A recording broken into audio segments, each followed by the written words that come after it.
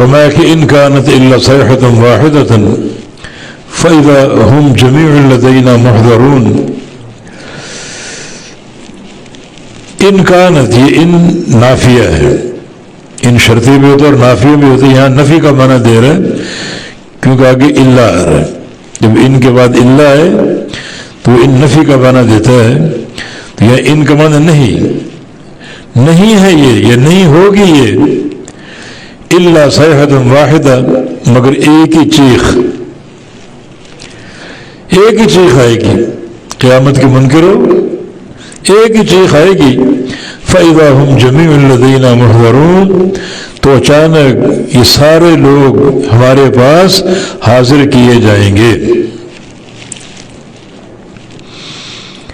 ایک ہی چیخ آئے گی. فَإِنَّمَا هِيَ زَجْرَةٌ وَاحِدَةٌ فَإِذَا هُمْ بِالسَّاهِرَةِ، ایک ہی چیخ گونجے گی اور ساری خلقت، سارے اولین و آخرین ایک میدان میں جمع ہوں گے رب تعالیٰ کے سامنے.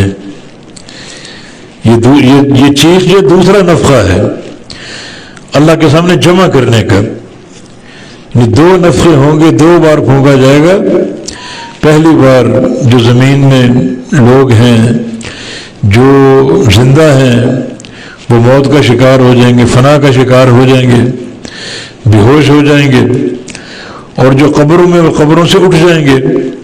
پھر دوسرا نفخہ ہوگا، دوسری بار سور پھونکا جائے گا، تو یہ ساری دنیا اللہ کے سامنے جمع ہوگی اور کھڑی ہوگی.